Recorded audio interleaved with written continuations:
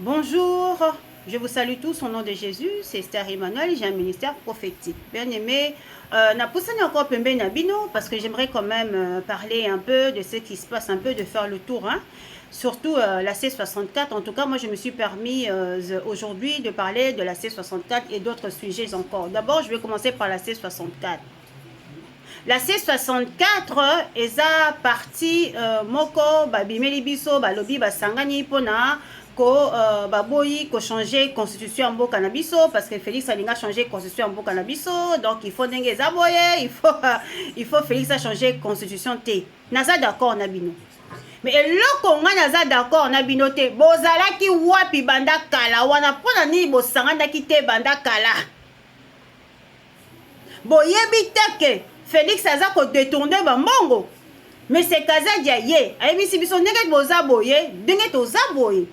To détournaka ba mbongo. Soki mbongo ye tokanisaka nanu biso après totali population. Eloko wana eza eloko moko ya munene. Il fallait normalement C64 déjà eye sangana ba non toboyi bo sangana te. Nous avons des femmes abusées sexuellement à la prison de Makala, plus de 1000 femmes. Tomona ba vidéo, ba ye ba loba. C'est 64 bo bimite, bo lobite et l'autre Leloko mususu, courre ezate, mai ezate, mbongo ezate, ba fonctionnaire bazo futa bango te, c'est 64 ezalate lobate. Eloko mususu, le massacre de Swelifone au Katanga, bozo lobate. Bofficier Katangé, oh bazo kanga, bazo tchabango na ndolo, bozo lobate. Ba prison commis et tondier, commis les gens sont entassés, ba commis ba moribond, bazo koufa, bozo lobate. La C64, nengina lobaboy.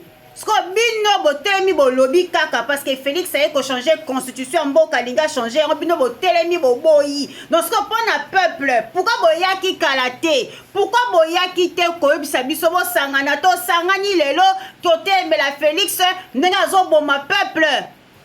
Ndenga zo faire souffrir peuple bo sala ngote. Le quoi les amakamba pouvoir, les amakamba ya trône, yongo moni bo telemi, boyo ko yebisa biso que non, on change la constitution to boy. Ngana ye ko yebisa bino lelo c'est 64. Vous êtes des opportunistes, boza batalo kuta. Vous êtes une bande de copains qui viennent amuser la galerie. Arrêtez de nous embrouiller la tête. Bon, tiens, ba date, ya ba marche. Bon, qui ko marché te pourquoi? Pendant que comme on n'est pas président, on a pourquoi? Bon, bozo luka opportunité. Vous êtes des opportunistes. Un vrai opposant à tel la ramboka. Un vrai opposant à tel peuple. Vous êtes des gens des intérêts. Vous n'êtes pas des opposants. Opposant Liboso, c'est la Senko. Opposant Mibale, c'est Joseph Kabila Kabange, la panthère noire de la RDC. Opposant Misatou, c'est M. Nanga Corneille, FC et M23. Bangonde ba vrai opposant. Ceux qui Senko. Et le binabino ba congolais. Botelema, Bobima. Ceux qui M. Kabila, Aya Lobi, tout le monde dehors. Ceux qui M. Nanga, les M23, Baye, le binabino. On sort. Ceux qui c'est 64 lobby, bo salate, bo vanda, ce sont des opportunistes, batalo kuta. Insécurité en boka. Ba maman bazo violé. Est-ce que vous avez que ba côté la batabanda? Kinshasa au vendika ba côté le nanda. Ba ye ba sali maman abino mabe, ba sali bana abino mabe, ba yibi ba bomi. Là c'est bon ça que c'est 64. Bo salaka bolo bakate. À la C64, il y a moins 2 ou 3 personnes, moi, moi bien. Bah, oh, bah, désolé. Boliaka na Félix. Boza un parti satellite pour Félix. Boza bana ya Félix. Boza batalo kuta. Ngana yo kakabinote. Je vous ai tellement observé, j'ai analysé. Vous êtes des crocodiles. Vous êtes des hippopotames. Vous êtes les boas, des alligators. les cobras à la recherche de la viande. Sur la viande, boko panzana, poni boluka viande. Vous êtes assoiffés du pouvoir. Dans la C64, je suis désolé. Binoté, Congolais, Congolaise, Kolanda C64 T. Kolanda la C64 T. Bango T. Ce sont des batalokuta. Bon, il faut dissoudre la C64. Bon, panzana. Bon, moko misat babat mo bibale baza bien misat. Boko ya ko bebisa bango. Bon panzana. Bon kende na Félix. Pouvoir ezoya. Boko za misala te. Boko sala te. Boza pona peuple te. Muto za pona peuple. On le sent. Ah non, on a souci à peuple. Akobo la première rendez-vous parce qu'on l'a marqué. Bino sali ville morte. Bat ma beti batukuna après non, on va aller voir. Bopesa yenga kande la C64 boza batalo kute boza batata mikolo boli samba batalo kuta bino bolongwa bino bolongwa laissez la 5 laissez Corneille Nanga les 123 laissez Joseph Kabila Kabange bino te et là comme sous mi balé monsieur Félix de l'on dialogue comment yoko linga dialogue après combien de morts. But bazo kufa na guerre likolo na yo.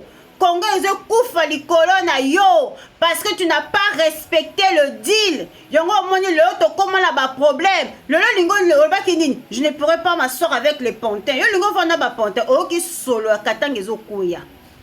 Félix. Katanga ezo kuya.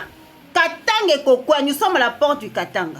Au lengi ba minéraux, au lengi ba contrat, au mato kita, c'est terminé. Ça c'est terminé. Tu ne peux pas rester au pouvoir longtemps parce que tu ne fais rien. Bilan no ezanini, pas sabiso bilan kaka filer za ko finga. Bilan na yo Félix, moi je t'ai observé ko finga.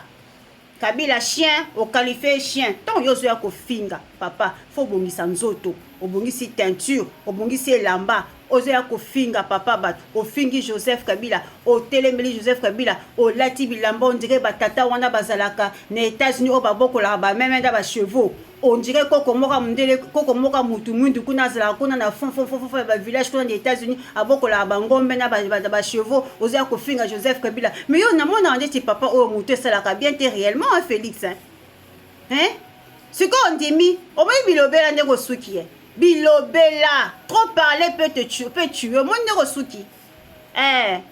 Dialogue on a évité parce que makabonazo yoka oh je pense pas que n'a quoi accepter na Kabila. Yoko tuté. Ngana za posa dialogue, za posa to kena suka to sela na yo, to kangi yo, to sambisi yo parce que nzamba loba ki pouvoir ne si Luka porte à sortir. Soko ko dialoguer za rapport que ça que non, j'accepte de démissionner, je pars. To tikeli Kabila sa table élection à sa la transition, to kena be élection et sili. Tika makamba wana ozo sala wana ozo meka wana ko ya ko kosa biso so kosi biso pe mingi. Elo nenge na luba.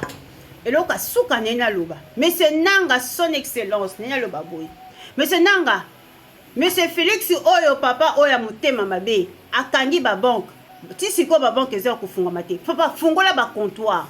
Fungola ba comptoir, mais parce que la banque wana eza wana et comme ango ba comptoir, on a et ça la banque et comptoir. Ya ba minier ya ba or. Ko senga ba papier te. Soki bo fungoli ba comptoir, bo sengi ba papier te. Ya ba or, ya ba minerai, ya ba matière première rebelle. Ba tu ba koya kotiki la bino, bino bozo sombre de ba prix moko raisonnable. Au bout de 1 an ou 2, bo activer ba banque.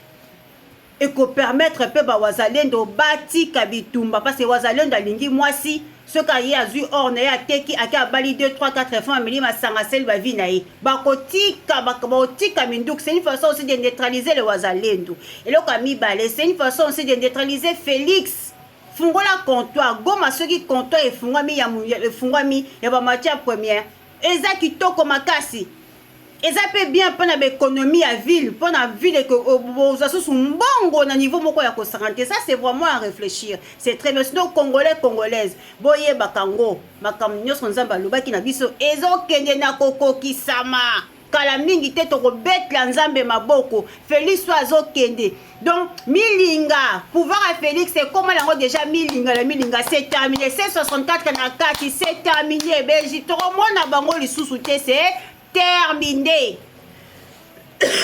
Nengi bino mingi. vidéo nangezaki ya mwana kalinga na sala ya muke.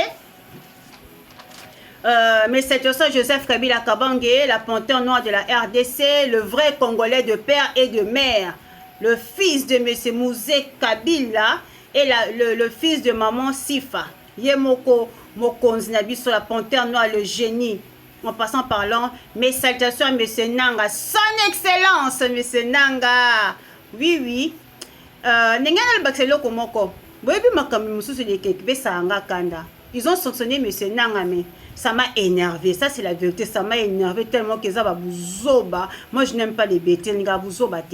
Mais là, on me dit que ça vous. Moi, je sais pays. Nanga, otika kochama kona CPI. Ce que la nanga na CPI, boze nanga longtemps. Alors, comme déjà Koko Mobange, ayepa sali peton, ayepe na mboka wana sisi pe asali makamne pa ke ya kufi déjà. Alors, tika oke na CPI. Alors, bon mi tungisa bala bino te ba bêtise, bo tindilanga ba bêtise o nanga CPI. Wana eza bilobela, nanga ochama ko na CPI. CPI wana vraiment eza pona nanga te. En tout cas, na lignée spirituellement parlant, nanga na CPI. Non mona nanga na Katanga, non mona nanga na Kinshasa. Que Dieu vous bénisse na tsuki wana. Bye.